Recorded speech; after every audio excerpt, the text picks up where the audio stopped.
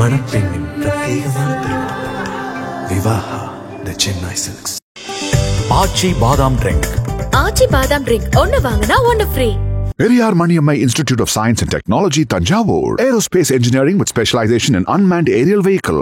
எனக்கு அவர் பேசுனது தற்செயலாக கேட்டேன். எனக்கு ரொம்ப வியப்பாக இருந்துச்சு அவர் பேசுனது.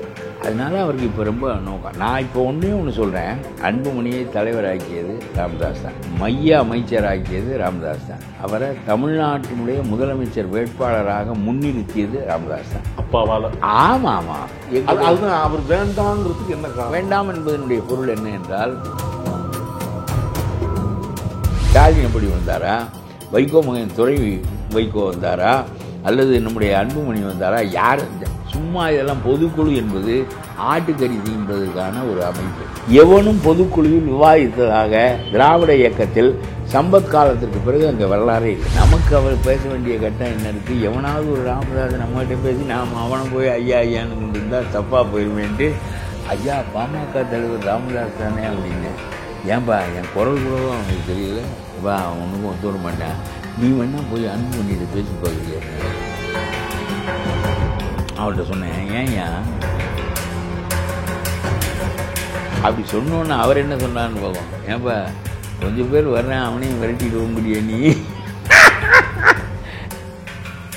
அன்புமணியை நான் வாரிசு அடிப்படையில் பெரிய இடத்துக்கு கொண்டு வந்தது தவறு என்றால், மறுபடியும் மௌந்தனை அதே மாதிரியான ஒரு முயற்சியில் ஈடுபடுத்துவது என்பதும் தவறு. அன்புமணி இறங்கி வரமாட்டார். தகப்பனிடம் மகன் தோற்றால் அது தோல்வியாகாது, பெருமையாக கருதப்படும். நீயா நானா பார்த்துருவோன்னு முடிவு வந்துட்டாங்கிறாரு.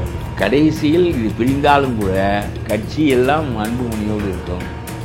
வாக்காளர்களெல்லாம் ராமதாஸோடு இருப்பார். பத்திரிகையில் அரசியல் அந்த மாதிரி நல்லா நடந்து தெரியுது. அதிமுகவோட கூட்டணியா இல்லையா என்பதை அடுத்த ஆண்டு ஜனவரி மாதம் சொல்லுகிறோம்.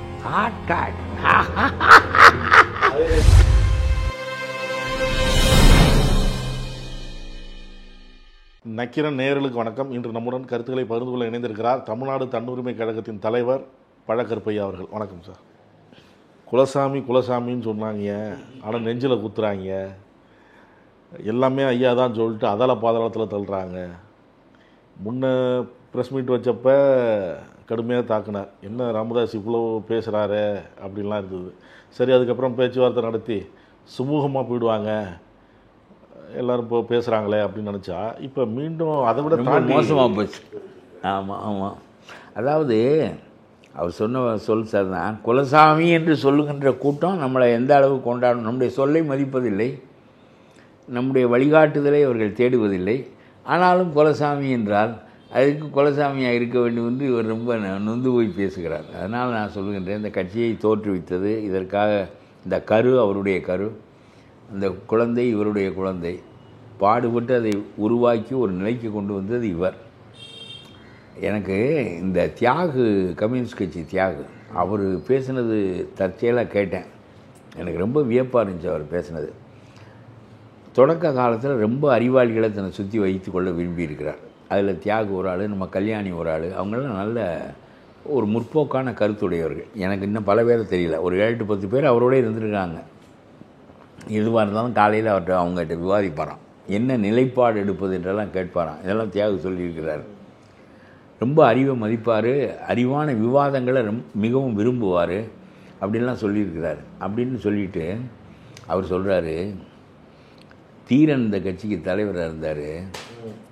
அவர் மிதிவண்டியை அவர் ஓட்டிக்கின்னு போவார், ஐயா பின்னாடி உட்காந்துக்குவார் கேரியரில், சைக்கிளில் 2 பேருமா சேர்ந்து கிராமங்களுக்கு போவாங்க. அங்கே ஒரு 10 குடும்பம் இருக்குன்னா போய் உட்காந்துங்கன்னா அவங்ககிட்ட பேசுவாங்க. இப்படியெல்லாம் ஒரு காலம் இருந்துச்சு. இப்படி மிதிவண்டியில் போய் கிராமமாக, ஏன்னா அன்றைக்கி ஐயாட்ட இவ்வளோ பெரிய இந்த வசதி இல்லை. அப்புறம் பின்னாடி அம்பாசிடர் வச்சுருந்தார், அப்போல்லாம் எனக்கு ரொம்ப பழக்கம். அப்படி மிதிவண்டியில் போய் பின்னாடி உட்காந்து கொண்டு போய் தீரன் அப்படி இருந்துக்காருங்க. தீரன் நல்ல தமிழ் பேசுவார், அவருடைய பேச்சு ரொம்ப அழகாக இருக்கும். அவரும் எம்எல்ஏ இருந்தவர் தானே? எம்எல்ஏ இருந்தான்னு நினைக்கிறேன், ஒரு கட்டம் இருந்திருப்பார். தீரன் தான் கட்டத்தினுடைய தலைவர். நல்ல பேச்சாளி, அழகு தமிழில் பேசுவார். அந்த கட்சியில் எல்லாரும் அந்த தமிழ் ரொம்ப நாட்டம் உடையவர்கள். அப்படியெல்லாம் கட்சி வளர்த்தார். அதனால் ரொம்ப நொந்து போயிருக்கிறாருன்னு சொல்லிவிட்டு அவர் தியாகு தன்னுடைய நிலைப்பாடாக இந்த 2 பேருமே சரியில்லை, 2 கட்சியுமே சரியில்லை, இன்றைய காலத்துக்கு பொறுத்தவரை அவர் ஒரு கம்யூனிஸ்ட் பார்வையில் சொல்லியிருக்கிறார் என்றாலும் அதை விடுங்க. இவர் எப்படி கட்சி வளர்த்தார் என்பது சொன்னது எனக்கு ரொம்ப நெஞ்சில் தச்சிருச்சு. அளவுக்கார் கேரியரில் உட்காந்துக்கிட்டு சைக்கிளில் பின்னாடி உட்காந்துக்கிட்டு இப்படி ஒரு 10-20 கிலோமீட்டர் போய் அங்கே உள்ள கிராமத்தில் இருக்கவங்களோட உட்காந்து பேசி இப்படிலாம் பாடுபட்டு வளர்த்த நிலை என்பது ரொம்ப பெரிய நிலை. அதனால் அவருக்கு இப்போ ரொம்ப நோக்கம். நான் இப்போ ஒன்று சொல்கிறேன். தீரனை உண்டாக்குனார், இன்னும் பல பேரை உண்டாக்குனார், தலித் ஏழுமலையெல்லாம் மந்திரி ஆக்கினார், என்னென்னமோ செஞ்சாருன்னு வச்சுங்க. இப்போ இதற்கெல்லாம் பிறகு மணியெல்லாம் தலைவராக இருந்தார் என்றாலும் கூட இதற்கெல்லாம் பிறகு அன்புமணியை தலைவராக்கியது ராமதாஸ் தான். அவரை மைய அமைச்சராக்கியது ராமதாஸ் தான். அவரை தமிழ்நாட்டினுடைய முதலமைச்சர் வேட்பாளராக முன்னிறுத்தியது ராமதாஸ் தான். நீங்கள் இன்றைக்கு அடைந்திருக்கிற பெருமைகள், அடைந்திருக்கிற உயரம், அரசியலில் கெட்டிப்பட்டிருக்கின்ற நிலைப்பாடு, இது எல்லாமே அவரால் வந்தது. அப்பாவால். ஆமாம், பாடுபட்டு சிறிது சிறிதாக அந்த இடத்தை அடைந்தவர் ராமதாஸ். 40 ஆண்டுகளில் இவர் பழிச்சென்று அந்த உயரத்திற்கு போக முடிந்திருக்கு. 35 வயதில்னு வயது சொல்கிறார் ராமதாஸ். 35 வயதில் இவனை மந்திரி ஆக்கினேன், அதுவும் சுகாதாரத்துறையை பெற்றுக் கொடுத்தேன், அப்புறம் இந்த கட்சிக்கு தலைவராக்கினேன், அப்புறம் முதலமைச்சர் வேட்பாளராக்கினேன் என்றெல்லாம் சொல்லுகின்ற போது இவையெல்லாம் ஒருவர் நம்மை திருவிழாவுக்கு தகப்பன் தன்னுடைய தோளிலே பிள்ளையை வைத்து திருவிழா காட்டுவது போல இந்த மகனை தோளிலே வைத்து கொண்டு இந்த கட்சியை வளர்க்கின்ற வேலைக்கு இடையே மகனை முன்னிறுத்துகின்ற வேலையை சேர்த்து செய்திருக்கிறார். தன் உயரத்துக்கு மேலே. அதனால் இப்போ அவருக்கு ஒரு பெரிய வருத்தம் வருது. அதாவது சும்மா பேருக்கு குலசாமி என்று சொல்லுகிறார்கள். ஏனென்றால் கட்சியில் கருத்து மாறுபாடு கிடையாது. அது ராமதாஸ் வகுத்த கொள்கைகள் தான் இன்றைக்கும் செயல்படுத்தப்படுது. அப்படிப்பட்ட நிலைமையில் நம்ம குலசாமின்னு அவர் சொல்லாமல் அவருடைய கொள்கைகளை நிறைவேற்ற குலசாமி ஆகிய ஐயாவை முன்னிறுத்தி கொண்டு அவருக்கு வேறுபாடாக நாங்கள் செயல்படுவோம். அதாவது வேறு அமைப்பாக அவரை முன்னிறுத்தி கொள்வதை தவிர அவர் வேண்டாம். நான் என்ன சொல்கிறேன், அவருடைய முகம் வேண்டாம். அவர் என்ன கொள்கை சொல்கிறாரோ அது வேண்டாம். ஆமாம், அவரை முன்னிலைப்படுத்துவோம், எல்லாம் ஆனால் அவர் வேண்டாம். எல்லாம் சொல்லுவோம், அவர் வேண்டாம். அவர் அதுதான் அவர் வேண்டாங்கிறதுக்கு என்ன காரணம்? வேண்டாம் என்பதனுடைய பொருள் என்ன என்றால், அந்த கட்சியினுடைய அதிகார மையத்தில் அவர் இருக்கக்கூடாது. அதிகார மையம் என்ன என்றால் நிர்வாகிகளை போடுவது, அது சின்ன அதிகார மையம். வேட்பாளர்களை நிறுத்துகின்ற அதிகாரம் தான் பெரிய அதிகாரம். ஒரு கட்சிக்கு தேர்தலில் யாரோடு அணி சேர வேண்டும் என்று முடிவெடுக்கின்ற தலைவனும் யார் யாரை வேட்பாளர்களாக நிறுத்த வேண்டும் என்ற முடிவெடுக்கின்ற தலைவனும் தான் அதிகார தலைவன். அந்த அதிகாரத்தை ராமதாஸிடமிருந்து நாங்கள் பிடிங்கிக் கொள்வோம். ஆனால் ராமதாஸை குலசாமியாக வைத்துக் கொள்வோம். வேட்பாளர்களை நாங்கள் போடுவோம், யாரோடு கூட்டணி சேர வேண்டும் என்பதை நாங்கள் முடிவு செய்வோம். பொதுக்குழு முடிவு செய்யும் என்றால் பொதுக்குழுவாய் வரை தேர்ந்தெடுத்தது நான் கேட்கிறேன். நான் பொதுக்குழு என்னை தேர்ந்தெடுத்தது என்று சொல்கிறார், அது உண்மை இல்லை. ராமதாஸ் எந்த பொதுக்குழுவில் முன்னிலை வைத்து ஒருத்தன் வழிமொழிந்து வேறொருவர் மாற்று வேட்புமனு தாக்கல் செய்து இவர்களுக்குள் வாக்கெடுப்பு நடந்து அப்படியெல்லாம் வந்திருந்தால் இவர் தகப்பன் இருக்கின்ற போதே அந்த கட்சி ஜனநாயக அடிப்படையில் இயங்கிய கட்சி என்று சொல்லலாம். ஸ்டாலின் எப்படி வந்தாரா, வைகோ மகன் துறை வைகோ வந்தாரா, அல்லது நம்முடைய அன்புமணி வந்தாரா? யார்? சும்மா இதெல்லாம் பொதுக்குழு என்பது ஆட்டுக்கறி தீம்பதற்கான ஒரு அமைப்பு. தமிழ்நாட்டில் எல்லா கட்சிகள்லையும் அன்னைக்கு விருந்து. ஆமாம், ஆட்டுக்கறி, மீன், நண்டு, எத்தனை வகை உண்டு. இது சாப்பிடுவதற்கென்று அவன் அவ்வளோ செலவு செலுத்தி கொண்டு வருவான். அது ஒரு கௌரவம் அவனுக்கு. அதாவது அவங்க வீட்டு கல்யாணத்துக்கு எனக்கு அழைப்பு வச்சுருக்காங்கன்னு சொல்கிறது எவ்வளோ பெரிய கௌரவமோ அது மாதிரி ஒரு பெரிய கௌரவம். பொதுக்குழுவுக்கு இந்த வகை வகையான கறியெல்லாம் தின்றுவிட்டு தீர்மானங்களை ஒருவர் எழுதுவார், தலைவருடைய ஆள். அதை படிப்பது இவர்களுக்கு ஒரு கௌரவம். இவனுடைய சிந்தனையில் விதித்த தீர்மானம் இல்லை. எவனும் பொதுக்குழுவில் விவாதித்ததாக திராவிட இயக்கத்தில் சம்பத் காலத்திற்கு பிறகு அங்கே வரலாறே இல்லை. அண்ணா காலத்தில் வேலூர் மாநாட்டில் பொதுக்குழு கூட்டம் நடந்தது. அண்ணாவை எதிர்த்து பேசினார் சம்பத். கண்ணதாசன் பேசுகிறார், யார் யாரோ பேசுகிறார், பெரிய கலவரம் நடக்கிறது, அடி தட்டி நடக்கிறது. பிறகு அந்த பொதுக்குழு கலைகிறது. ஒரு முறை விவாதம் நடந்ததற்கு பொதுக்குழு கலைந்து விட்டது. பிறகு சம்பத் வெளியேறிவிட்டார், கண்ணதாசன் வெளியேறிவிட்டார், எத்தனையோ பேர் வெளியேறிவிட்டார்கள் கட்சியை.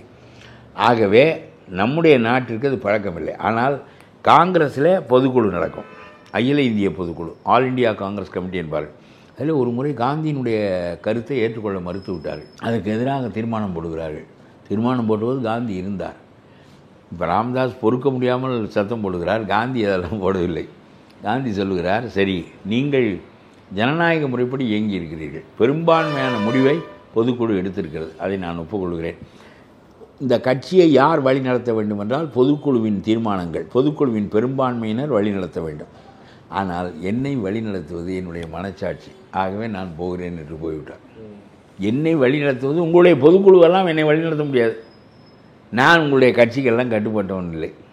என்ன எந்த பொதுக்குழு ஜனநாயகம் என்பது சரியானது, அது நீங்கள் எடுத்த முடிவு சரியானது, நான் எடுத்த முடிவுக்கு மாறுபட்ட நிலையை எடுத்திருக்கிறீர்கள். ஆனால் நான் வெளியே போகிறேன், என்னை மனச்சான்று மட்டும்தான் வழிநடத்துகிறது. ஆகவே மனச்சான்றுக்கு மாறாக நான் செயல்பட மாட்டேன். எனக்கு காங்கிரஸ் என்ன சொல்லுகிறது, நான் அதுக்கு தலைவனா, அதெல்லாம் முக்கியமில்லை. வெளியே போய்விட்டார். 6 மாதம் கிடந்து தவியாய் தவித்து மீனை எடுத்து கரையில் போட்டது போல காங்கிரஸ் கமிட்டி வெளியே வந்து விழுந்து தடுமாறி தட்டழிந்து மக்களிடம் போக முடியாமல் கடைசியாக காந்தியிடம் வந்து நீங்கள் மனச்சான்றின்படி முடிவெடுங்கள், நாங்கள் எங்களுடைய பொதுக்குழு உங்களுடைய மனச்சான்றுக்கு ஏற்ப முடிவெடுக்கும் என்று சொல்லி காந்தியை மறுபடியும் அழைத்து கொண்டு வந்து அரசியல் நடத்தினார்கள். காந்தி இல்லாமல் அரசியல் நடத்த முடியவில்லை. இதெல்லாம் நான் லூயி ஃபிஷனுடைய வரலாற்றிலே படித்திருக்கிறேன். அது மாதிரி அதெல்லாம் ரொம்ப அபூர்வம். காந்தியும் மனச்சான்றுக்கு மாறாக சொந்த விருப்பு வெறுப்புகள் அவர் கிடையாது. தன்னுடைய சொந்த மகனை எங்கேயாவது முன்னிலைப்படுத்தி இருக்கிறாரா? ஒன்றும் கிடையாது. மனைவியை முன்னிலைப்படுத்துவாரா? கிடையாது. ஒன்றும் கிடையாது. அவரே சும்மா போவார் வருவார். ஆனால் அவருடைய கருத்துக்களில் உறுதியாக நிற்பார். கடவுள் வழிகாட்டினார் என்பார், மனச்சான்று வழிகாட்டியது என்பார், அவர் சொல்லுவது தான். ஆனால் இந்த நாட்டையே வழி நடத்தினார் நம்முடைய ராமதாஸ். இவ்வளவும் நாம் செய்தோமே, இந்த கட்சியை வளர்த்தோமே, கடைசியில் அவர் ஒன்று சொன்னார் ரொம்ப உருக்கமாக, நான் 2 சத்தியங்களை இந்த மக்களுக்கு அளித்தேன், தமிழ் மக்களுக்கு. ஒரு சத்தியம், நான் அதிகாரத்திற்கு வரமாட்டேன், அதை கடைப்பிடிக்கிறேன். என் குடும்பமும் வராது என்று சொன்னேன். அந்த சத்தியத்தில் தவறிவிட்டேன். இந்த மக்கள் என்னை மன்னித்து கொள்ள வேண்டும். அதனுடைய பலனை அனுபவிக்கிறேன். இவனை கொண்டு வந்து அதிகாரத்தில் வைத்து தலைவனாக்கி மந்திரியாக்கி மற்றவற்றையெல்லாம் செய்து அந்த சத்தியத்தில் நான் தவறிவிட்டேன் என்று சொன்னார். இப்பொழுது நான் சொல்லுகிறேன், நான் ஐயாவோடு ஒரு காலத்தில் ரொம்ப நெருக்கமாக பழகியிருக்கிறேன். இப்பொழுது ரொம்ப தொடர்பு இல்லை. அன்றைக்கு ஒரு நாள் தொலைபேசியில் கூப்பிட்டதை தவிர வேறு தொடர்பு இல்லை. அவர் உங்கள் பேரை சொல்லி சொன்னாராம். அவர் என்னிடம், அன்புமணி நீ பேசப்பா, அவர் ராமதாஸ் பேசுகிறேன்னாரு. 20 ஆண்டுகளாக ரொம்ப தொலைபேசி தொடர்பு இல்லை, எண்ணும் இல்லை, அவர் பேரும் அல்ல. எனக்கு பதறி போச்சு. ஐயாவை தான் இருக்கும் என்று ஒரு எண்ணம். நமக்கு அவர் பேச வேண்டிய கட்டம் என்ன இருக்குது? எவனாவது ஒரு ராமதாஸ் நம்மகிட்ட பேசி நாம் அவனை போய் ஐயா ஐயான்னு கொண்டு இருந்தால் தப்பாக போயிருமேன்ட்டு, ஐயா பாமக தலைவர் ராமதாஸ் தானே அப்படின்னேன். ஏன்பா என் குரல் கூடவா அவனுக்கு தெரியல? அவர் கேள்வி என் குரல் கூடவா அவனுக்கு தெரியல? இல்லையா, தான் யோசித்தேன் அப்படின்னேன். அப்புறம் ரொம்ப பிரியமாக பேசினார். பேசையில் சொன்னார், நீ மனசுக்கு பட்டதை சொல்லுவ, நீ பேசுகிறதெல்லாம் நான் கேட்குறேன், உன் மனசில் பட்டதை சொல்லுவேன், நீ யாருக்காகவும் பேச மாட்டேன், உன் மனசில் எது பட்டுச்சோ அது பேசுவேன், அது நல்ல பழக்கம்ப்பா, எனக்கு அதனால் உன்னை பிடிக்கும் அப்படின்னு சொன்னார். அப்புறம் ஏன் இது இப்படி போகக்கூடாதுயா, அது சரி பண்ணி பண்ணோனையா, அப்பா ஒன்றுக்கும் ஒத்து வர மாட்டேன், நீ வேணா போய் அன்பு பண்ணிட்டு பேசி பார்க்குறியான்னாரு. ஐயா அவருக்கு எனக்கு ரொம்ப நெருக்கமான பழக்கம் கிடையாது. அறிமுகம் உண்டு, முகம் தெரியும், அதெல்லாம் அரசியலில் எல்லாரையும் தெரியும், எனக்கு தெரியாத தலைவர்களே கிடையாது தமிழ்நாட்டில். அதனால் அவர் ரொம்ப இறுக்கமான நட்பு. உங்களுக்கு அவர் என்ன எய்த்து பேசினாலும் ஐயா நம்மளோட பழகினவருங்கிறது இருக்கும். ஏன்னா ஒன்றும் தெரியாது, நான் போய் எப்படி பேசுகிறது, அதெல்லாம் அப்புறம் முகத்தில் அடித்த மாதிரி ஏதாவது சொல்லிட்டாங்கன்னா சங்கடமாக போயிடும் அப்படின்னு. எங்கிட்ட அவர் தொலைபேசி எண் கூட கிடையாதுன்னு. அவர் நான் வேணா தொலைபேசி எண் அனுப்புகிறேன் உனக்கு பேசிட்டு போனார். இல்லையா வேண்டாயா, அதான் அவர் விரும்புகிறாரான்னு தெரிஞ்சால் நான் ஒரு சமாதானமாக ஏதாவது பேசலாம். அவர் நம்மளை விரும்புகிறார், நீ எல்லாம் என்னடா எனக்கு பஞ்சாயத்து பண்ண வந்து தேவையாது நமக்கு, அதனால் நான் வரலின்ட்டேன். அப்புறம் கிடக்கட்டும். இப்போ இவருடைய நிலை என்ன என்றால், போன தேர்தல் தான் இந்த பிணக்குக்கு பெரிய அடிப்படை. அதிமுக கூட்டணி வச்சிருந்தா 2-3 தொகுதி வந்திருக்கு. அதே தான், அதிமுகவோடு கூட்டணி பேசி முடித்து விட்டேன். அப்புறம் அப்படி நின்று இருந்தால் அதிமுக ஒரு 7 எம்பி வந்திருப்பேன், நம்முடைய கட்சி ஒரு 3 எம்பி வந்திருப்பேன். 2 பேருக்கு நயம். இப்போ நம்முடைய கட்சி ஒன்றுமே இல்லை அப்படின்னு இவர் சொல்லாததை நான் சொல்கிறேன், சொல்லியதும் சொல்லாததும் வாங்க. திருமாவளவனுக்கு 2 இருக்குது, சிபிஎம்முக்கு 2 இருக்குது, நம்ம கட்சிக்கு ஒன்றுமே இல்லைன்னா இதை விட அவமானம் என்னங்கிறது அவர் மனசுக்குள்ளே இருக்கும். அவர் அப்படி தான் சிந்திப்பார், எனக்கு தெரியும். திருமாவளவனுக்கு 2 இருக்குது, சிபிஎம்முக்கு 2 இருக்குது, இவரோட பெரிய கட்சி நம்ம என்ன பெரிய வாக்காளர் எண்ணிக்கையுடைய கட்சி. நம்ம வந்து ஒரு இடம் கூட பெறலைன்னா அப்புறம் எப்படி நம்ம இந்த மக்கள்கிட்ட சமாதானப்படுத்தி இந்த கட்சியை கொண்டு செல்ல முடியும்? அதான் கோபம். அதுக்கு அடுத்தபடி இவர் தலைவராக இருக்கிற போது எப்படி முரணான முடிவெடுக்கிறார் என்று சொல்லுங்கள். நான் ஒரு நல்ல தலைவர் தான். எனக்கு அவர் நெய்வேலி போராட்டம் நடத்தியது ரொம்ப பெரிய வியப்பாக இருந்தது. ரொம்ப நல்லா நடத்தினார். அந்த நிலங்களை எல்லாம் திரும்ப கொடுக்க வேண்டும் என்று சொல்லி அந்த போராட்டத்தை விறுவிறுப்பாக நடத்தினார் அன்புமணி. அதெல்லாம் குறைவானவர் இல்லை. ஆனால் முடிவெடுக்கின்ற போது அவர் ஐயா பல பேரிடம் கலந்து காலத்தால் கலந்து முடிவெடுத்து கொண்டே வருவார். இவருக்கு அப்படி பழக்கம் இல்லை என்று நினைக்கிறேன். எனக்கு தெரிய அக்பர் கையெழுத்து போட தெரியாது, கைரேகை சுற்றி அறிவாளிகளை தான் வைத்திருப்பார். அவங்களோட உட்காந்து பேசுவார். இதுதான் அக்பருடைய பொழுதுபோக்கே. அவருக்கு வேறு பொழுதுபோக்கெல்லாம் கிடையாது. ஒரு மன்னர் என்கின்ற முறையில் ஒரு குடிப்பது மற்றவையெல்லாம் கிடையாது. அதனால தான் சரித்திரத்திலேயே முகலாய மன்னர்களிலேயே மகா அக்பர் என்று போற்றப்பட்டவர் அக்பர் மட்டும்தான், வேறு யாரும் கிடையாது. அறிவாளிகளை வைத்துக்கொண்டு பேசி நாட்டு நடவடிக்கைகளை எல்லாம் ஒழுங்கு செய்வார். நீண்ட காலம் ஆண்டதும் அவர் தானே? ரொம்ப காலம் ஆண்டவர் அவர் தான். ஆமாம், மகா அக்பர் என்று அவருக்கு வரலாற்றில் பெயர். அவர் படிக்காதவர், கையெழுத்து போட தெரியாதவர். அதே மாதிரி காமராஜர் கையெழுத்து போட தெரிந்தவர், எதோ பெரிய அளவுக்கு படித்தவர் இல்லை. சாயங்காலம் இந்த தாமோதரன், டிடி கிருஷ்ணமாச்சாரி, இந்த மாதிரி ஒரு 4-5 பேர் சாயங்காலம் அவர்கள் வீட்டுக்கு காமராஜர் போவார். முதல் மந்திரியாக இருக்கிற போது இல்லாத போது அவர்கள் உட்கார்ந்து கொண்டு நாட்டினுடைய எல்லா நிலைப்பாடுகளையும் பிற கட்சிகளின் நிலைகளையும் பேசுவார். அப்புறம் தெளிவோடு வருவார். இவருடைய கருத்துக்களை நான் சொல்வதை கேள் என்பது அல்ல. காமராஜர் ஒரு பிரமாதமான பழக்கம். நான் அவருக்கு தொண்டனாக இருந்தவன். ஏய் சொல்லுன்னே அப்படிம்பார். நம்மளை சொல்லுன்னேன்னு ஆரம்பிப்பார். உட்கார்ந்த உடனே சொல்லுன்னே அப்படிம்பார். அவருக்கு நம்மகிட்ட சொல்கிறதுக்கு ஒன்றும் கிடையாது. நம்ம சொல்லணும். சொல்லினா நல்லா சொன்னோம்னா அப்படியே கேட்டுக்கொண்டிருப்பார். இல்லை மடத்தனமாக பேசணும்னு வச்சுங்க, உளராதேன்னு வாய் மூடு உட்கார் அப்படிம்பார். ஐயோ ரொம்ப மூஞ்சில் அடித்த மாதிரி உளராதேன்னுப்பார். அதெல்லாம் அவரும் எல்லாரிடமும் அறிவாளிகளை வைத்து கொண்டு அரசியல் நடத்தியவர் காமராஜ். அதனால தான் அவர் படிக்காத மேதை. அதே மாதிரி ராமதாஸும் அறிவாளிகளை வைத்து கொண்டு தான் அரசியல் நடத்துவார். தியாகு, கல்யாணி, இவங்கெல்லாம் அந்த காலத்தில் எனக்கு தெரிஞ்சவங்க, இன்னும் பல பேர் இருந்தாங்க. அவர்களெல்லாம் வைத்து கொண்டு அரசியல் விவாதிப்பார். பிறகு முடிவுகளை எடுப்பார். அப்படியெல்லாம் ஒரு நிலைப்பாடு. ஒரு நடுவயசுக்கு பிறகு வடமொழி தமிழில் கலந்தது தமிழுக்கு பெரிய கேடாக அமைந்து விட்டது என்ற கருத்தை பெறுகிறார். வடமொழி தமிழில் கலந்தது தான் தமிழுக்கு வாய்த்த கேடு என்று உணர்கிறார். பிறகு தன்னுடைய பெயர் ராமதாஸ் என்று இருப்பதை ராமதாசு என்று மாற்றி விடுகிறார். இசை தூக்கி எறிகிறார். இந்த இசு தான் தமிழை கெடுத்தது என்று அவருக்கு தெரிகிறது. ராமதாசு இந்த வயசில் ஒரு குறிப்பிட்ட காலத்திற்கு பிறகு ஒரு கொள்கையை பெறுவது, அந்த கொள்கையை கடைபிடிப்பது எளிதானதில்லை. அவர் கடைபிடித்தார். அது மட்டும் இல்லை, தமிழ் மாநாடு நிறைய நடத்தி, எனக்கு அவருக்கு உள்ள பழக்கங்களே தமிழ் மாநாடு, ரெட்டியார் நூற்றாண்டு விழாவுக்கு என்ன அழைப்பது, இப்படி பலவற்றுக்கு போவது. பிறகு அவர் ஒரு சின்ன அறையில் டாக்டராக இருந்து ஊசி குத்தியோது நான் பக்கத்தில் இருந்து பார்த்துருக்கேன். 5 ரூபா தான் கொடுப்பாங்க.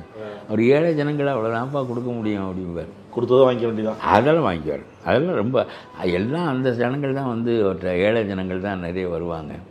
அவருடைய அறையில் உட்காந்து கொண்டு நம்மகிட்டையும் பேசிக்கொண்டு அங்கேயும் வைத்தியம் பார்ப்பார். அவ்வளவு காலத்துக்கு முன்னாடி எனக்கு அவர் பழக்கம். ஆமாம். அப்போ ஒரு தரம் அவருடைய அம்பாசிடர் காரில் சென்னைக்கு என்னை கூட்டிகிட்டு வர்றாரு. ஏதோ ஒரு நிகழ்ச்சிக்கு போயிட்டு திரும்பி வரும்போது சென்னைக்கு வரோம். நான் பின்னாடி உட்காந்துருந்தேன். போகுது ரெட்டை மாட்டு வண்டி மாதிரி போகுது அம்பாசிடர். என்னையும் அப்படி இழுக்க மாட்டாமல் போகுதுன்னா அப்படி தான் பாருங்க, பாட்டாளி மக்கள் கட்சி ஏழை கட்சி தானப்பா அப்படின்னாரு. ஒப்புறாரு, ஏழை கட்சி தானப்பா அப்படி தான் பாருங்க அப்படின்னாரு. அப்புறம் இப்படி பேசிக்கினே போனோம். அவர்கிட்ட சொன்னேன், ஏன்யா நீங்கள் தமிழ்நாடு முழுவதுக்கும் அரசியல் நடத்தாமல் ஏன் ஒரு குறிப்பிட்ட சமூகத்துக்காக, உங்கள் சமூகத்துக்காக மட்டும் நடத்துறிய அப்படின்னு கேட்டேன். நாடு பூராவுக்கும் அரசியல் நடத்துகிற போது உங்களுடைய சமூகம் தானாக உங்கள் பின்னால் வரும். தமிழ்நாட்டுக்கு தான் அரசியல் நடத்தினார் காமராஜர், அவருடைய சமூகம் ஒரு பின்னால் வரலையா? முத்துராமலிங்க தேவர் தமிழ்நாட்டுக்காக தான் அரசியல் நடத்தினார், தேவர் சமூகம் ஒரு பின்னால் வரலையா? உங்கள் சமூகம் உங்கள் பின்னால் வரும். நம்மளில் ஒருத்தன் அறிவாளி நடத்துகிறேன் அப்படின்னு சொல்லி மகிழ்ச்சியோடு வருவார். எதுக்கு ஐயா நீ முழுவதும் நடத்தாமல் கட்சி ஜாதிக்காக நடத்தணும்னு கேட்டேன். கட்சி ஜாதிக்கு அப்பாற்பட்ட கட்சின்னு சொல்கிறார். ஆனால் ஜாதி கட்சியாக தான் அறியப்பட்டிருக்கிறது என்று வைத்துக் கொள்ளுங்கள். அப்படி சொன்னோன்னு அவர் என்ன சொன்னான்னு பார்க்கணும். ஏன்பா கொஞ்சம் பேர் வர்றேன் அவனையும் விரட்டிடுவோங்கிறிய நீ. நல்லா பேசுவாருங்க, எது வேணாலும் அவர்கிட்ட பேசலாம். அவர் மனம் புண்படியானதை சொன்னால் கூட அறிவுபூர்வமாக அது மறுப்பார். தாமதிக்காமல் டக்குன்னு ஒரு கமெண்ட் வந்துடும். எது வேணாலும் பேசலாம், அவர்கிட்ட யோசிக்க வேண்டியதே இல்லை. அது ஒரு நல்ல விவாத தன்மை உடையவர். அறிவுபூர்வமாக எதையும் அறிந்து கொள்ள வேண்டும், மாற்றிக்கொள்ள வேண்டும் என்று நினைப்பார். அது ரொம்ப அபூர்வமான குணம். ஒரு புதிய கருத்தை உங்களால் ஏற்ற முடியும் அவரிடம் என்றால் அவர் மாறிக்கொள்வார். நான் வைத்திருந்த கருத்துக்கு மாறா நீ எல்லாம் என்னோட பெருசா என்றெல்லாம் கேட்க மாட்டேன். அதுதாங்க அவருடைய வளர்ச்சிக்கே அடிப்படை. அதெல்லாம் ஒன்று. அவருடைய டிவி போல் தனித்தமிழில் அழகாக பிறமொழி கலப்பில்லாமல் செய்தி வாசிக்கின்ற வேறொரு தொலைக்காட்சி எது இருக்கிறது சொல்லுங்கள்? மக்கள் தொலைக்காட்சி மாதிரி. மக்கள் தொலைக்காட்சி அது பார்க்க முடியாது. அதில் நடிகை வரமாட்டா, கூத்து நாட்டியம் இருக்காது, சினிமா பாட்டு இருக்காது, காதல் காட்சி இருக்காது, ஒன்றும் இருக்காது. விவசாயம் இருக்கும், அது வேற விவசாயம் இருக்கும், அது இருக்கும். நம்ம நாட்டுக்கு கிராமிய கூத்துக்கள்லாம் வச்சுருப்பாரு. அது பார்க்குறது ரொம்ப சிரமம். நான் எப்போவாது இருக்கா அவருடைய தொலைக்காட்சி செய்தி அறிக்கையை அந்த தமிழை கேட்பதற்காக போட்டு பார்ப்பேனே தவிர வேறு பார்க்குறதுக்கு அதில் சுவையான அம்சங்கள் இருக்காது. கலை என்பது ஒன்று இருக்கிறது இல்லை, அது வேற. ஆனால் அந்த டிவி நட்டத்தில் ஓடுது. இதை ஒரு லாபகரமான டிவியாக ஆக்கலாம். அதுக்குள்ளதெல்லாம் சேர்த்து நம்முடைய கட்சி செய்தியும் வைக்கலாம். அதெல்லாம் செய்ய மாட்டார். அது எதுக்கு? நம்ம இந்த தமிழில் செய்தி அறிக்கை அவ்வளோ, அப்படி ஒரு தமிழில் செய்தி அறிக்கை இருக்கும். இதுக்கு தமிழ் தெரிந்தவனையெல்லாம் வேலைக்கு வச்சுருப்பார், அவனுக்கு சம்பளம் கொடுப்பார். அவன் தமிழ் படி எழுதி கொடுக்க வேண்டும் செய்தி, அவருக்கு எழுதி கொடுப்பது தானே. அதனால் எதற்கு இது சொல்கிறேன் என்றால், ஒரு கொள்கை என்று அவருக்கு மனதில் பட்டுவிட்டால் கடைப்பிடிப்பார். அந்த வயசில் இந்த வயசிலும் பிடிவாதமானவர். தான் அறிவால் தெளிந்தால் ஒழிய மற்றவற்றுக்கு ஒப்புக்கொள்ள மாட்டார். நான் அவருக்கு இன்றைக்கு சொல்வது, நீங்கள் என்றைக்கு நான் வாரிசு அரசியலை உண்டாக்கியது நான் செய்த தவறு என்று சொன்னீர்களோ அப்பொழுது இந்த வாரிசு அரசியலை விட்டு உங்களுடைய கட்சி வேறு நிலை எடுக்கிறது என்பதை வெளிப்படுத்துங்கள். உங்களுடைய முகுந்தனையும் வீட்டுக்கு அனுப்புங்கள். அடிமட்ட தொண்டனாக்கி வேலை செய்ய சொல்லுங்கள். இனிமேல் என்னுடைய குடும்பத்தில் யாரும் இந்த அரசியலில் தலைமை பொறுப்பு எடுக்க மாட்டார்கள். யாரும் தங்களுடைய கட்சி உறுப்பினர்களால் ஆதரிக்கப்பட்டுத்தான் மேல்நிலைக்கு வர முடியுமே தவிர நான் என்னுடைய செல்வாக்கால் அவர்களை மேல்நிலை வைக்க மாட்டேன். ஆகவே முகுந்தனும் இனிமேல் இளைஞரணி அது அவர் அறிவித்திருக்கிறார்.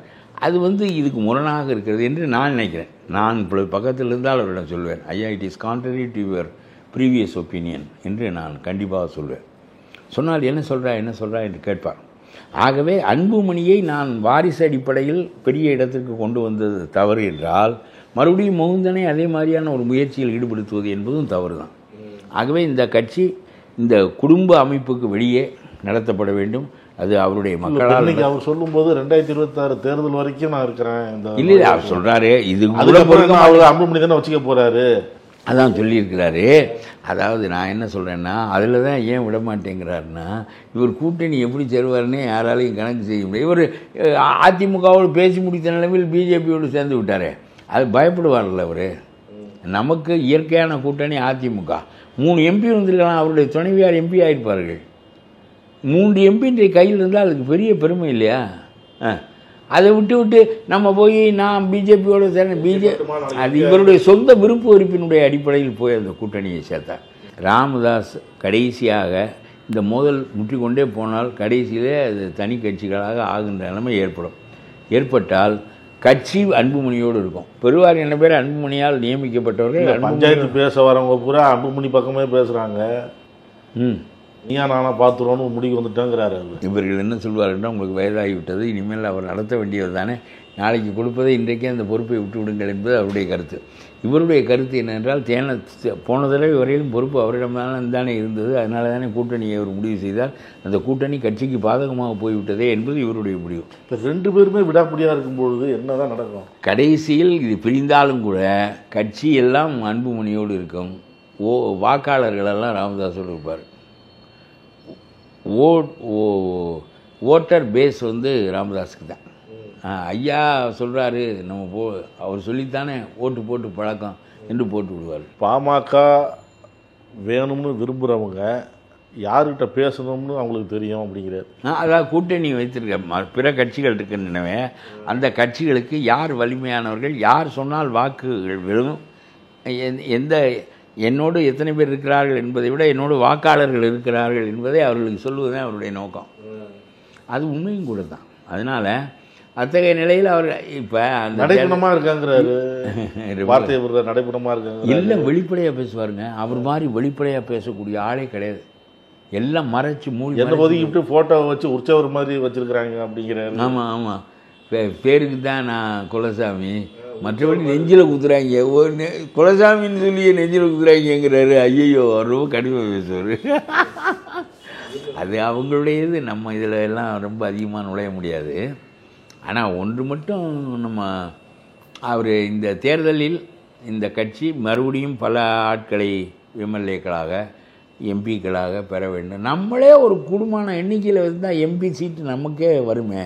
20 எம்எல்ஏ நம்மகிட்ட இருக்கான், 15 எம்எல்ஏ நம்மகிட்ட இருக்கான்னா மற்றவன் சரியா உன் ஓட்டை அந்த கேண்டிடேட்டுக்கு போடு, என் ஓட்டை உனக்கு போடுறேன்லாம் வருவாங்கல்ல. இது இப்போ ஒன்றுமே இல்லாமல் போகுது. இந்த பிஜேபி ஒரு சாரம் இல்லாத கட்சிங்க. பிஜேபியோடு ஒரு போய் சேரணும்னு நினச்சது. இந்த அவங்க பிஜேபி தானே விரும்புகிறாங்க, அவங்க 2 பேருமே அதான் விரும்புகிறதா சொல்கிறாங்க. யார் ராமதாஸ் விரும்புகிறதா எனக்கு தெரியல. ராமதாஸ் நேச்சுரல் அலையன்ஸ் ஏடிஎம்கே தானே சொல்கிறார். நேச்சுரல் அலையன்ஸ் ஏடிஎம்கே, இது அந்நேச்சுரல் அலையன்ஸு. அது மட்டும் இல்லை, அதுக்கு ஒன்றும் வாக்கு வங்கியும் இல்லை, ஒன்றும் இல்லை. போன தரம் நெருக்கி முடித்துருவா. இப்போ உங்களுக்கு சொல்லுகிறேன், பேசுவார்கள் அரசியலில்.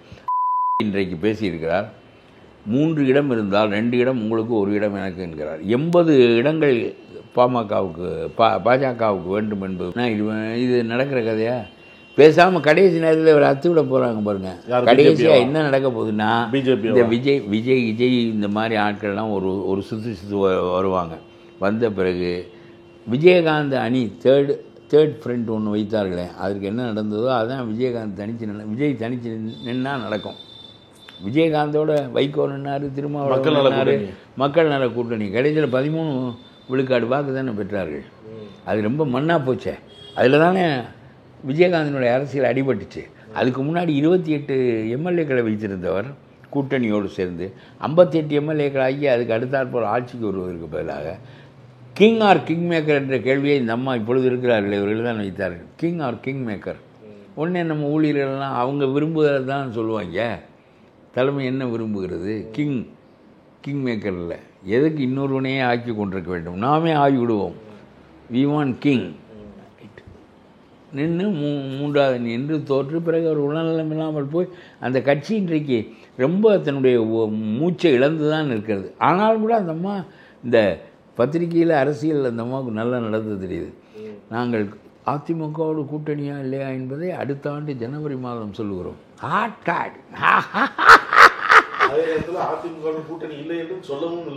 அதாவது இதெல்லாம் ஒரு கெட்டிக்காதனமான பேச்சு இல்லை.